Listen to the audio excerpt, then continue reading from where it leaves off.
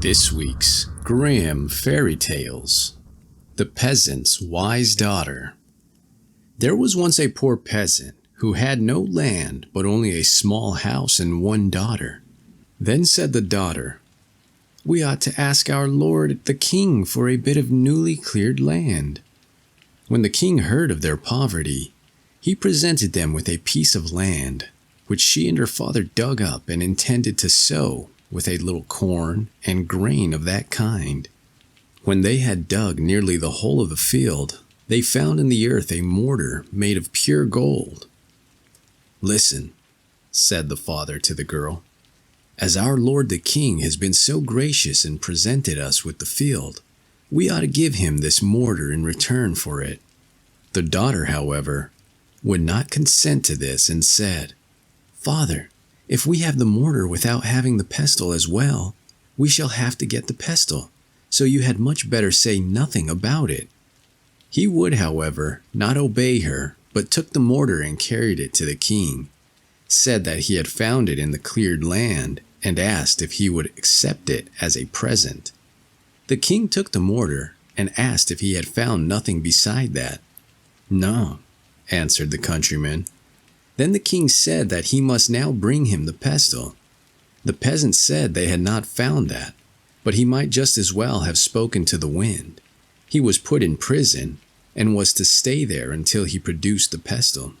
The servant had daily to carry him bread and water, which is what people get in prison, and they heard how the man cried out continually, "Ah, if I had but listened to my daughter!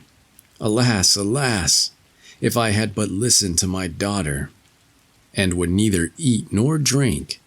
So he commanded the servants to bring the prisoner before him, and then the king asked the peasant why he was always crying.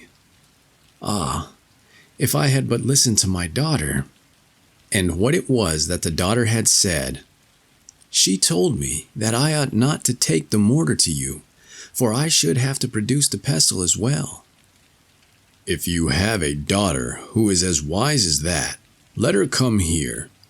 She was therefore obliged to appear before the king, who asked her if she really was so wise, and said he would set her a riddle, and if she could guess that, he would marry her.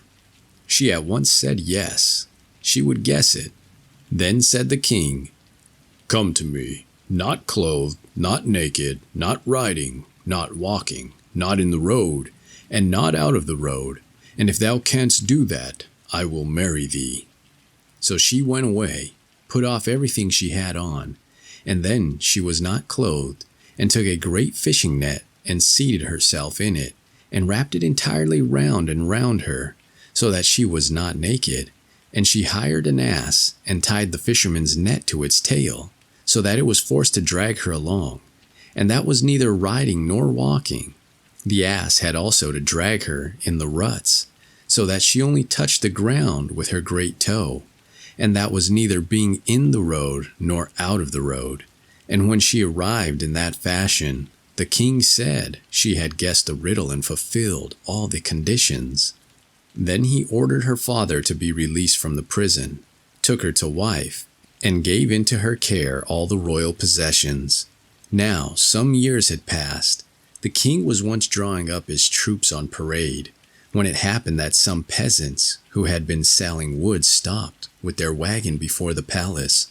Some of them had oxen yoked to them, and some horses.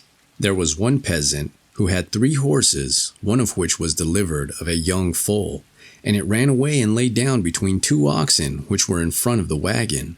When the peasants came together, they began to dispute, to beat each other and make a disturbance.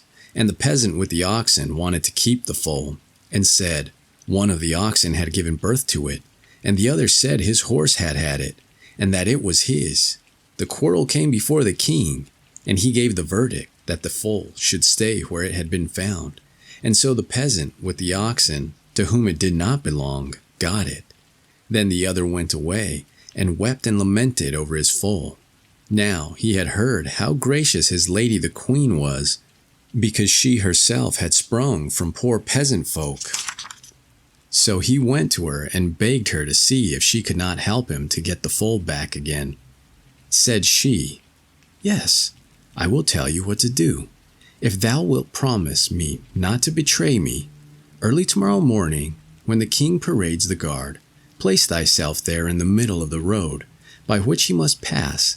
Take a great fishing net and pretend to be fishing. Go on fishing, too, and empty out the net as if thou hast got it full." And then she told him also what he was to say if he was questioned by the king.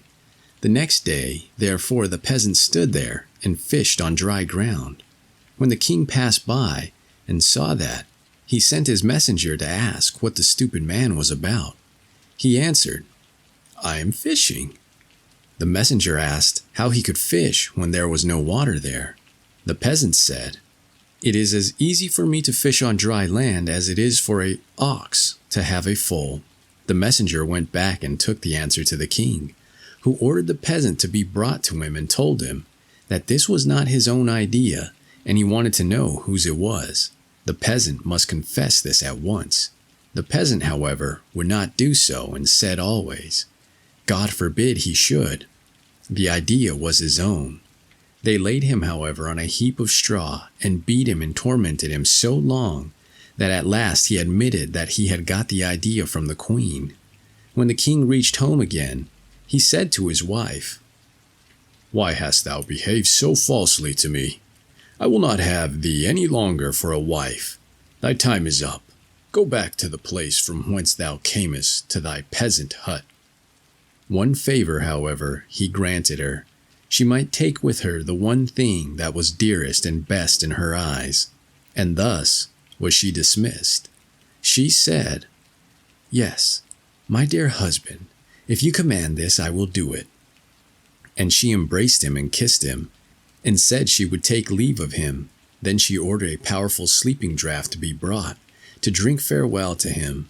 The king took a long draught, but she took only a little.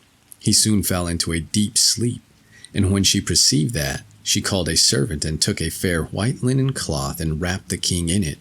And the servant was forced to carry him into a carriage that stood before the door. And she drove with him to her own little house. She laid him in her own little bed, and he slept 1 day and 1 night without awakening.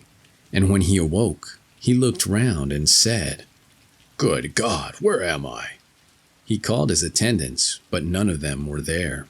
At length his wife came to his bedside and said, "My dear lord and king, you told me I might bring away with me from the palace that which was dearest and most precious in my eyes. I have nothing more precious and dear than yourself, so I have brought you with me." Tears rose to the king's eyes, and he said, "Dear wife, thou shalt be mine, and I will be thine." And he took her back with him to the royal palace, and was married again to her, and at the present time they are very likely still living.